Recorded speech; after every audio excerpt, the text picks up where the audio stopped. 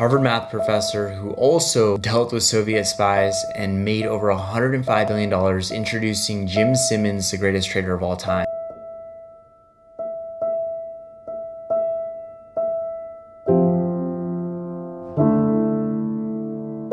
In this video, we'll go through his life story and break down how he was able to accomplish some extraordinary things. Born in 1938 to a middle-class Jewish family in Massachusetts, he definitely showed an interest in math at an early age. This passion continued, and he went on to study mathematics at MIT. After finishing this, that wasn't enough for Jim. He actually wanted to pursue higher education and received a PhD in mathematics from Berkeley in 2 years. With these accomplishments, he went on to Harvard University and actually became a professor. He did this for a few years, but eventually he wanted more of a challenge, and that led him to doing something pretty interesting.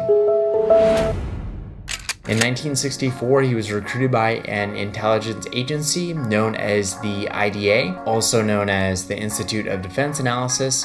And what they did was they created a team of mathematicians to crack spy codes. And although Jim Simmons didn't have experience doing this, while he was there, he learned how to develop mathematical models to interpret seemingly meaningless data that was pretty revolutionary in this field. He created a groundbreaking algorithm and developed a system to crack codes. It was around this time where Simmons actually began to gravitate towards the world of finance, where he wanted to approach the market in a different way, using statistics and math.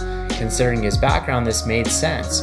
At that time period, the typical way of analyzing the charts was with fundamental analysis, but Simmons wanted to use price, volume, and volatility, ultimately creating an algorithm, what he did in IDA. What he didn't know was he was actually going to revolutionize a whole new field known as quantitative analysis and literally be a pioneer to a new industry.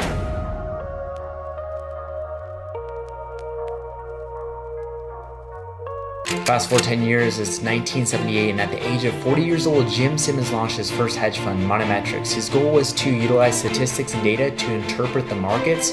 He recruited Leonard Baum, an old colleague at IDA, to be his partner, and ultimately, these guys were both geniuses, so it worked out well. Baum went on to create the Baum-Walsh algorithm, and what it would do would analyze a chain of events from the past to predict future probabilities. A few years passed, Mathematics grew by millions, but this didn't last forever.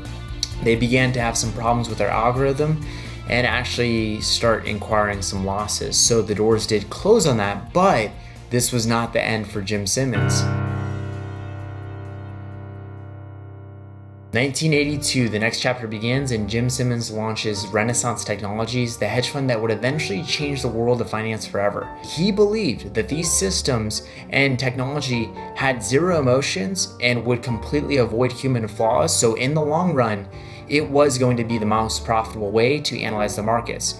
So he started to feed historical data into his computer, gathered stacks of books from the World Bank, which was the major source of financial data in the 80s, and ultimately, with his team of geniuses, basically the Avengers of mathematics, statistics, physics, science, they worked together and profits began to fly in. Key players that he recruited included James Axe, and they went on to create the Medallion Fund, the most profitable fund in the Renaissance technology umbrella.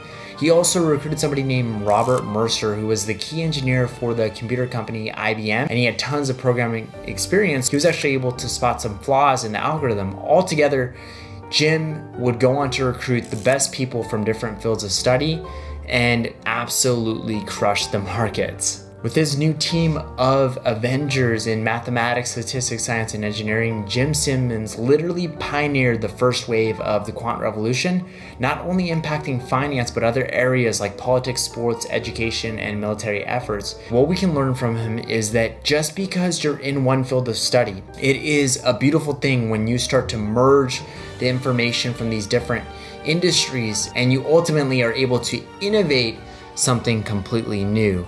So I'll see you in the next one. This is Nick, and I hope you got some value from this video. If you did, hit that subscribe button, give this video a like. I greatly appreciate it. Take care and be great.